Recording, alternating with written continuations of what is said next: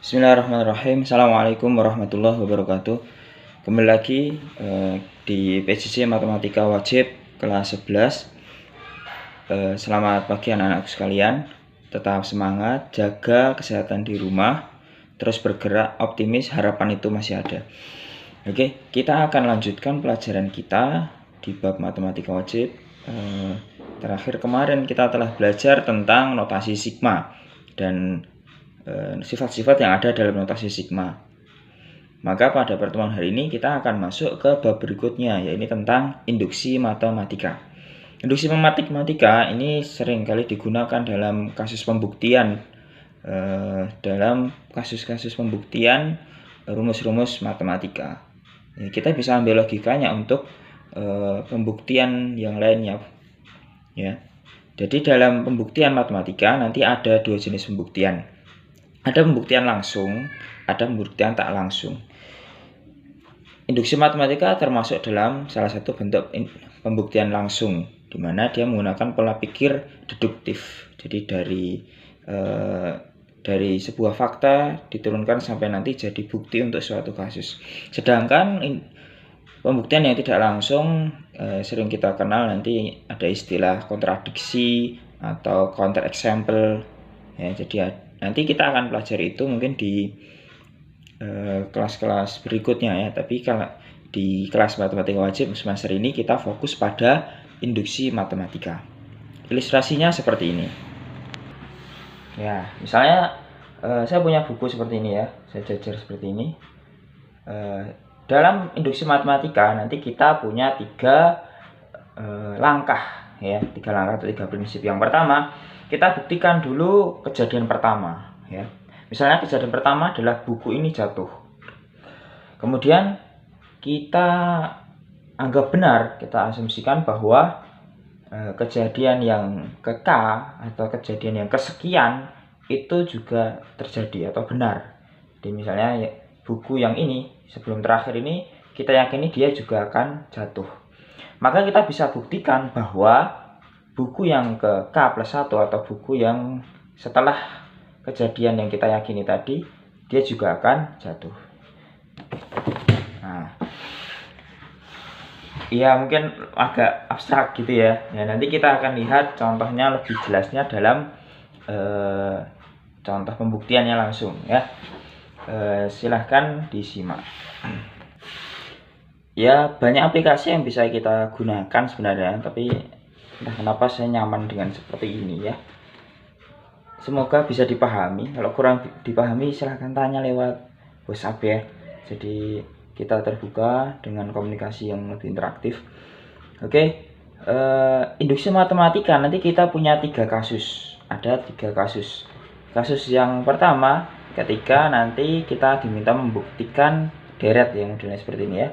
Deret ya bisa aritmatika, bisa geometri. Kalau yang saya contohkan di sini ada deret bilangan genap ya. Ada 2 tambah 4 tambah 6 tambah 8 tambah 10 dan seterusnya sampai yang terakhir kita bisa cari UN ya kan, dari 2 ditambah n-1 kali 2 nanti ketemu 2n ya. Nah ini kalau kita cari Sn nya akan ketemu n kuadrat plus 2. Nah kita diminta membuktikan ini 2 tambah 4 tambah 6 tambah dan seterusnya sampai 2n sama dengan n kuadrat plus 2. Benarkah begitu? Untuk membuktikan dengan induksi matematika, langkah pertama kita buktikan dulu untuk n sama dengan 1. Tadi buku pertama jatuh tadi ya. Untuk n sama dengan 1 berarti UN-nya adalah U1. U1 berarti sukunya cuma 1 saja. Sehingga di sini yang sebelah kiri dia cuma angka 2 saja. 2 gitu ya. Kemudian n-nya kita ganti dengan 1 ya. Atau yang di sini tadi kita bisa tulis kan rumus UN-nya 2n, berarti 2 kali 1 ya 2 saja. Sedangkan yang sebelah kanan 1 kuadrat tambah 1. 1 kuadrat tambah 1 ya 2. Sehingga kiri dan kanan sudah sama. Berarti pernyataan ini benar. Berarti terbukti untuk n sama dengan 1, rumus ini benar gitu ya. Kemudian langkah kedua kita anggap benar untuk n sama dengan k. Kita asumsikan benar ya. Kita asumsikan benar untuk n sama dengan k. Jadi kita yakini buku sebelum terakhir tadi jatuh ya. Dengan kita jatuhkan buku pertama, kita yakini buku sebelum terakhir juga jatuh. Kalau tidak jatuh gimana? Ya tidak bisa berlaku induksi matematika. Nah, berlakunya ketika kita anggap yang buku sebelum terakhir tadi juga jatuh, gitu ya. Misalnya tadi ada satu buku di tengah yang tidak jatuh, maka kita tidak bisa menganggap yang ke berapa sebelum terakhir jatuh, ya. Sehingga kita perlu langkah kedua ini, dianggap benar n sama dengan k. Ya, jadi kita ganti saja n-nya dengan k. 2 tambah 4 tambah dan seterusnya sampai 2k sama dengan k kuadrat plus k. Kemudian langkah ketiga setelah membuktikan n sama dengan 1 dan menganggap benar n sama dengan k, kita buktikan untuk n sama dengan k plus 1. Ya, untuk n sama dengan k plus 1, kita bisa tuliskan tadi rumusnya dengan kita uraikan ya. Jadi n-nya ini diganti dengan k plus 1. Ya. Di sini ada 2 tambah 4 tambah 6 dan seterusnya sampai 2k plus 1. Ya. Ingat, sebelum ada k plus 1, dia ada k plus 0 atau k saja. Sehingga kita munculkan 2k-nya di sini. Nah, 2 tambah 6 tambah 2 tambah 4 tambah 6 dan seterusnya sampai tambah 2k bisa kita ganti dengan asumsi yang ada di nomor 2 tadi dengan k kuadrat plus k.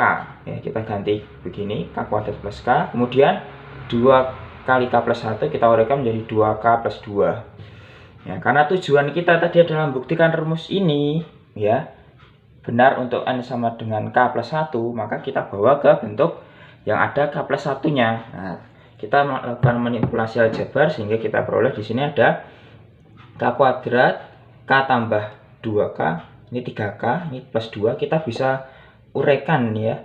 Jadi k kuadrat plus 2k plus 1. Kenapa kita bawa plus 1 di sini? Supaya ini bisa kita jadikan kuadrat sempurna menjadi k plus 1 kuadrat. Sehingga sisanya adalah k tambah 1.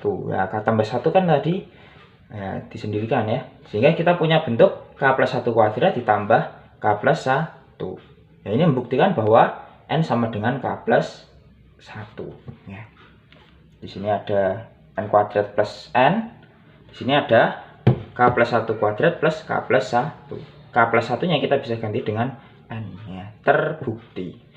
Ya, dengan melaksanakan ketiga langkah ini tadi, kita telah membuktikan rumus dari deret ini untuk kasus induksi matematika yang pertama. Untuk kasus-kasus berikutnya kita akan bahas di pertemuan berikutnya saja. Kita latihan dulu untuk kasus yang pertama dari induksi matematika ini.